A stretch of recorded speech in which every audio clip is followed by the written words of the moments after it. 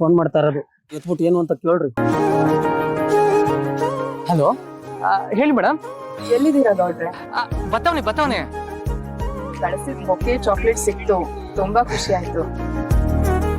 ಆದ್ರೆ ಇದನ್ನ ನೀವೇ ಕೊಟ್ಟಿದ್ರೆ ಇನ್ನ ಖುಷಿ ಆಗ್ತಿತ್ತು. ಮೇಡಮ್, ನಾನು ಬರೋ ದೋಸಿ ಗೊತ್ತಾದ್ರೆ ನಿಮ್ಗೆ ಬೇಜಾರಾಗ್ಬಾರ್ದು ಅಂತ ಕೊಟ್ಟು ಕಳಿಸ್ಬಿಟ್ಟೆ. ನಿಮಗ್ ಖುಷಿ ಆಯ್ತಲ್ಲ, ನಂಗೂ ಖುಷಿ. ಬೇಗ ಬನ್ನಿ, ನಾನ್ ನಿಮ್ಮನ್ನ ನೋಡ್ಬೇಕು ಅಂತಾನೆ ಬಂದಿರೋದು. ನಾನು ಅಷ್ಟೇ ಇವತ್ತು ಹೆಂಗಾರ ಮಾಡಿ ನಿಮ್ಮನ್ನ ನೋಡಿ ಮಾತಾಡ್ಸ್ಕೊಂಡು ಹೋಗುವ ಅಂತಲೇ ಬರ್ತಾವನೆ. ಬೇಗ ಬನ್ನಿ. ಮೇಡಮ್, ಬತ್ತವನೆ. ನೋಡ್ರ ಏನ್ ನಿಮ್ ಮಾಟ?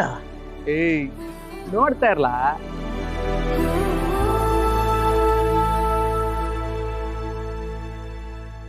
ಭಾವನಂದ ನೀವೇನಾ?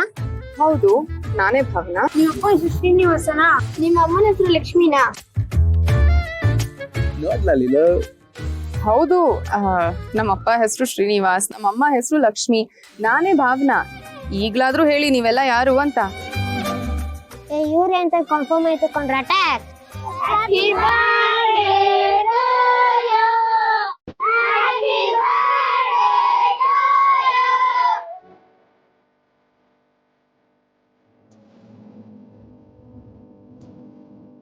Thank you.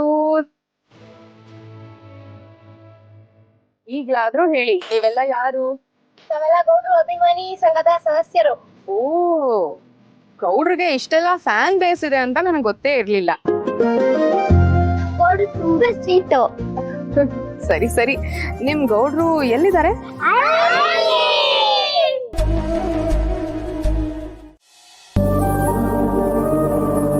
ಲಕ್ಷ್ಮಿ, ನಮ್ಮ ಮಗಳು ಅಳಿಯಂದ್ರ ನೋಡಿದ್ರೆ ಎಷ್ಟು ಖುಷಿ ಆಗುತ್ತಲ್ಲ.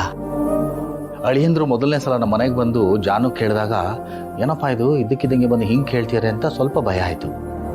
ಆದರೆ ಇನ್ನೆಲ್ಲ ನೋಡಿದ್ರೆ ಎಷ್ಟು ಸಂತೋಷ ಆಗುತ್ತೆ. ನಾವು ನಂಬಿದ ದೇವರು ನಮಗೆ ಮೋಸ ಮಾಡಲಿಲ್ಲ. ಜಾನು ಅಳಿಯಂದ್ರು ಹೊಂದಿಕೆ ನೋಡಿ ಖುಷಿ ಆಗ್ತಿದೆ ರೀ. ಆದ್ರೆ ಜಾನ್ವಿ ಈ ಮನೆ ಬಿಟ್ಟು ಹೊರಗಿನ ಪ್ರಪಂಚ ನೋಡೇ ಇಲ್ಲ ಅನ್ನೋ ತರ ನಡ್ಕೋತಾ ಇದ್ದಾಳೆ. ಅದು ಸ್ವಲ್ಪ ಬೇಜಾರಾಗ್ತಾ ಇದೆ.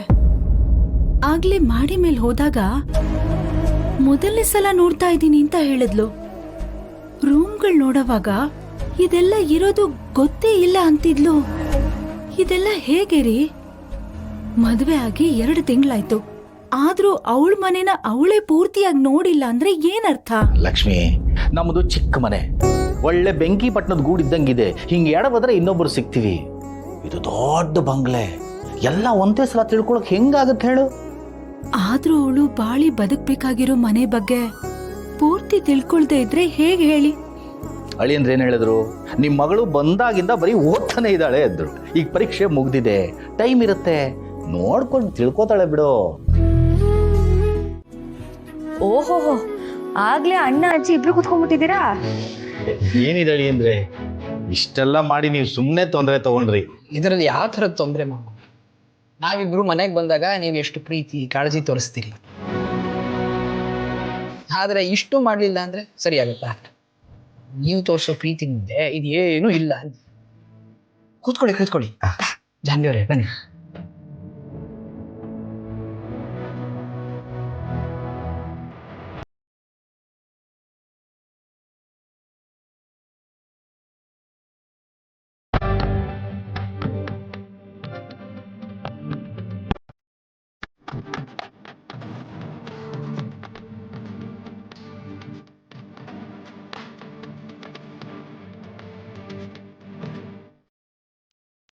ಅಳಿಯಂದ್ರೆ, ಅಡಿಗೆ ತುಂಬಾ ಚೆನ್ನಾಗಿದೆ.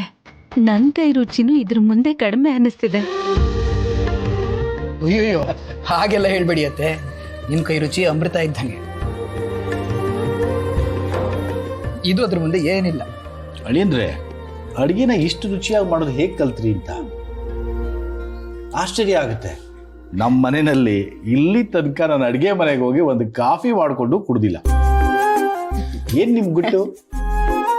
ಆ ಗುಟ್ಟಿನ ಬಗ್ಗೆ ಆಮೇಲೆ ಮಾತಾಡೋಣ. ಈಗ ಸದ್ಯಕ್ಕೆ ಎಲ್ಲರೂ ಹೊಟ್ಟೆ ತುಂಬ ಊಟ ಮಾಡಿ.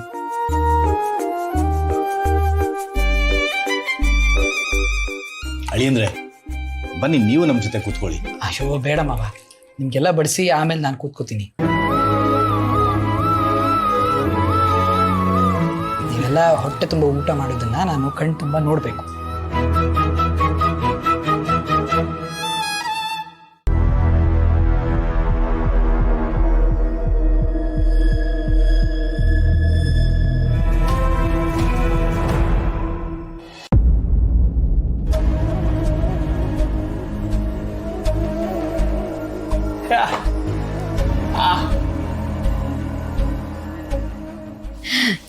ಬಾಯಿ ತೆಗೀರಿ ಅಂತ ಹೇಳ್ತಿದ್ದಾನೆ.